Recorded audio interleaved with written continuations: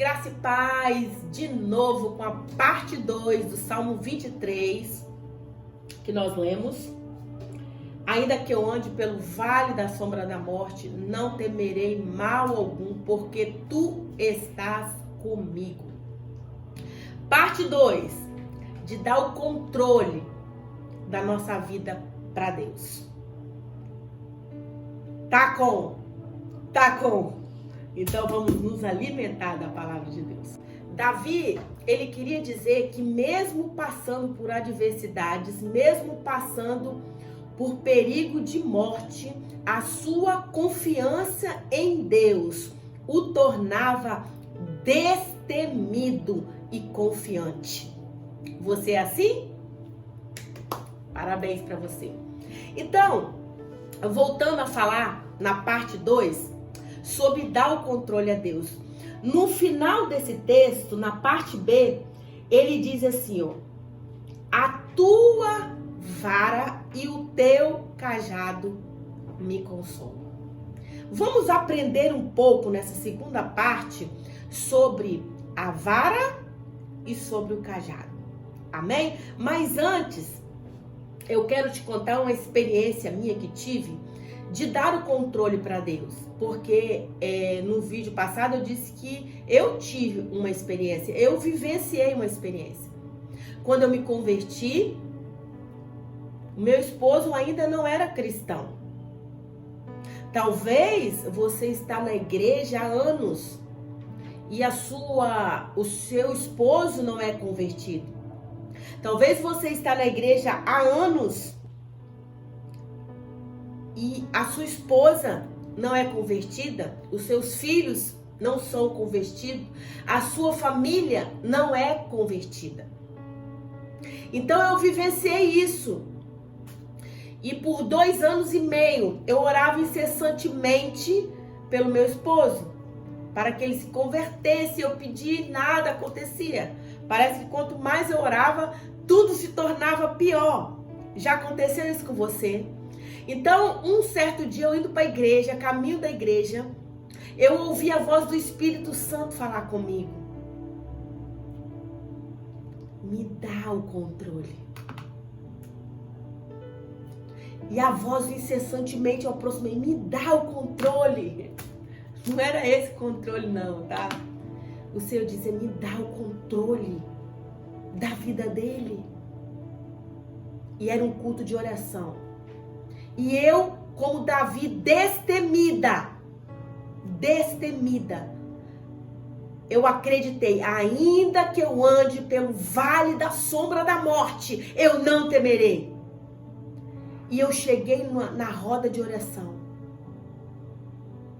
e disse assim, irmãs, as irmãs perguntaram, na verdade, irmã Rose, você vai orar pelo seu esposo? Eu não era pastora ainda, eu era nova convertida. Eu disse assim, não, minhas irmãs, eu quero entregar ele nas mãos de Deus. Em outras palavras, hoje entendendo, eu quero te dar o controle da vida do meu esposo nas tuas mãos. Eu quero te dar as rédeas da vida dele nas tuas mãos. E as irmãs disseram, amém, irmã. E se passaram 1 mês, 2 meses, 3 meses e nada mudava. Mas eu senti paz no meu coração. Chamei o pastor da igreja e disse, pastor, eu quero descer as águas. Pastor, eu quero fazer a obra de Deus. O que o Senhor tem nessa igreja para me fazer? Porque eu quero trabalhar. Eu comecei a sentir uma força que saía de mim. Porque naquele momento, de verdade, eu tinha me convertido. Eu tinha mudado meu rumo, meu caminho. Até aquele momento, eu estava com controle nas minhas mãos. Mas eu dei o controle da minha família. Eu dei o controle não só do meu esposo. Eu dei o controle da minha vida. O controle da minha família nas mãos de Deus. E depois de 3 a 4 meses, queridos, eu comecei a ver o resultado. Mas é neste momento de você ver a ação de Deus e a forma que Deus trabalha, é que você precisa confiar em quem você tem crido. Porque a forma que Deus trabalha não é a forma que eu e você trabalhamos.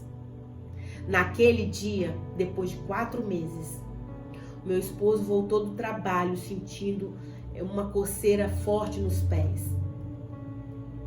E começou a aumentar aquilo, 1 dia, 2 dias, 3 dias, ele passava álcool e nada acontecia. Rapidamente, menos de 30 dias, saíram 3 feridas no pé dele. Era coisa de louco, era uma coisa muito feia. Coisas que a gente ia médicos e médicos não descobriam, e aquela coisa ia crescendo e aquelas feridas aumentavam e pulgavam dia e noite. Parecia que tinha até olho naquelas feridas, era uma coisa muito feia.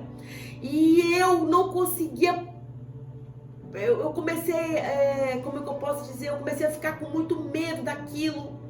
Mas aí um dia eu fui orar, quando eu ia falar a Deus, não abra sua boca, você me deu o controle da vida dele nas minhas mãos, não pegue o controle, por favor. E eu, tá bom, Jesus, mas eu tô com muito medo. E Deus começou, eu me emociono muito de falar disso, mas foram quase um ano, juntava 30 médicos e não descobriam, em hospitais de referência, fazia biópsia para ver se era câncer, não era, fazia exames de lâminas para ver se era alguma bactéria, algum verme que poderia ter entrado na pele dele, nada descobria. Remédios caríssimos. E as pessoas, algumas pessoas que eu conhecia que eram cristãs, e a própria igreja de irmã Rose ora pelo seu esposo. Eu disse, eu não posso orar porque ele está nas mãos de Deus. Eu não posso, eu preciso acreditar. Por mais medo que eu estava. E as pessoas começaram a dizer, irmã, você precisa orar, porque isso, se médico não está descobrindo, isso é uma obra de macumbaria, isso é uma obra de feitiçaria. Eu disse, mas se eu der o controle para Deus, Ele vai cuidar de tudo. E se passaram 1 ano, ele fazendo tratamento, e médicos nenhum descobria. E aí ele começou a ir à igreja comigo. Ele começou a visitar a igreja. E Deus começou a fazer uma obra tão linda na vida dele. Só que ainda não tinha sarado a ferida. Até que um dia, quando eu fui dormir, eu fui fazer a minha oração. E eu não orei por ele, porque Deus estava no controle, mas eu o convidei a orar comigo. E peguei na mão dele, fiz uma oração a Deus, normal, não pedi nada para Deus. Mas desceu uma glória sobre nós tão grande, naquele dia, naquela noite. Eu vi como um sol muito grande que desceu no meio das nossas mãos. E eu comecei a tremer muito e sentir a presença e a glória de Deus. E naquele momento, Deus dizia e pedia para mim falar para ele que era Deus que estava tratando dele. E eu disse, Deus está tratando de você. Entregue a sua vida a Ele, Ele vai mudar a sua vida. Depois daqueles dias, meu esposo se converteu. No dia 27 de dezembro de 1997, ele levantou a mão para Jesus. E hoje é um servo de Deus, um pastor de multidão, um ganhador de almas. Sabe por quê? Porque eu acreditei em Deus. Porque eu dei o controle da vida dele nas mãos de Deus.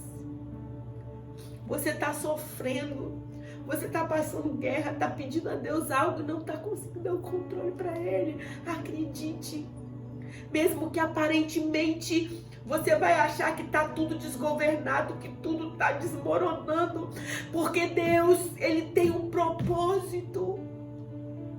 A todo tempo eu sabia do propósito de Deus. Quando Ele escolheu meu esposo, quando Ele me colocou na vida dele e ele na minha vida, eu já sabia do propósito.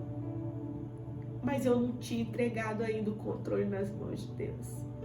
Talvez eu estou falando para alguém que está me ouvindo, que consegue e sabe, consegue enxergar e sabe do propósito, mas ainda não conseguiu entregar o controle.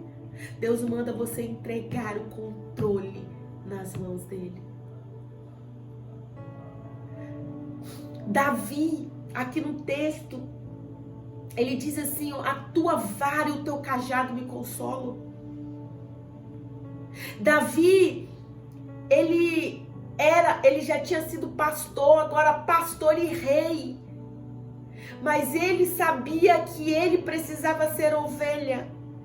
E o que eu tenho aprendido na minha caminhada, hoje somos pastores há mais de 22 anos, mas eu sempre entendo que mesmo sendo pastora, eu sou ovelha. Nós nunca deixaremos de ser ovelhas. E temos um pastor bom, que sempre vai nos guiar bem.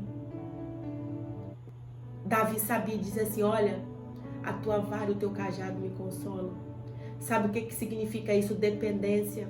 Ele sabia, eu sei que o Senhor é o meu pastor e nada me faltará.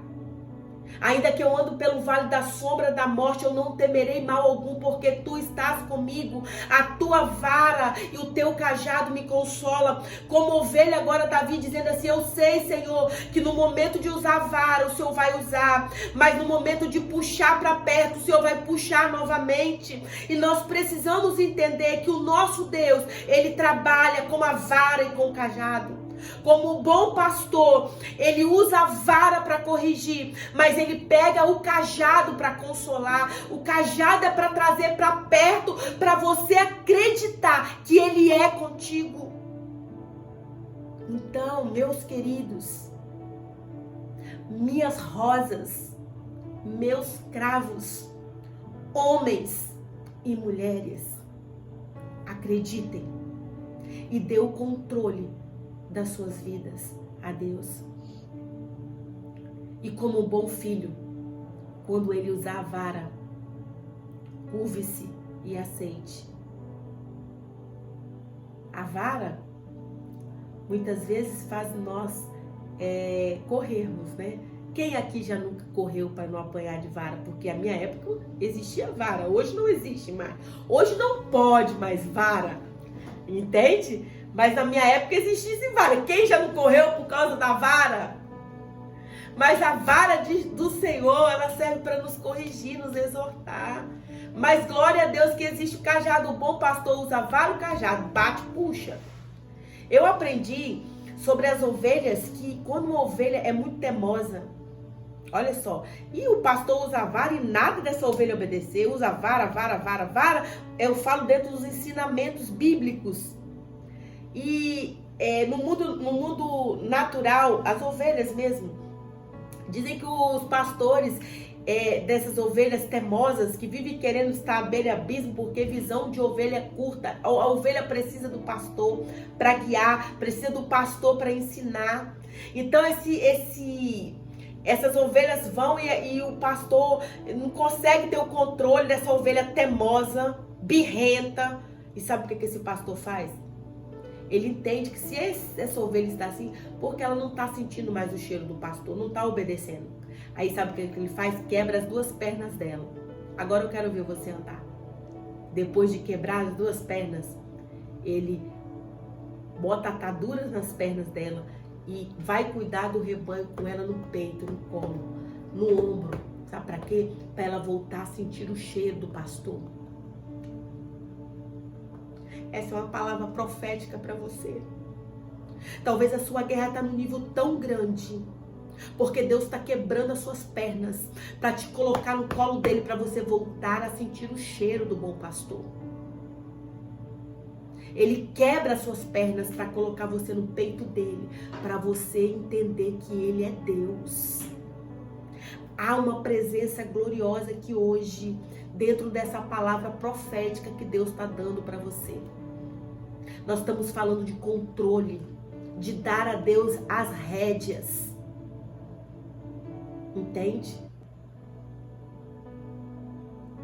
E aí a ovelha volta até as perninhas dela serem curadas, ela já está sentindo o cheiro do pastor e volta a ser uma ovelha obediente.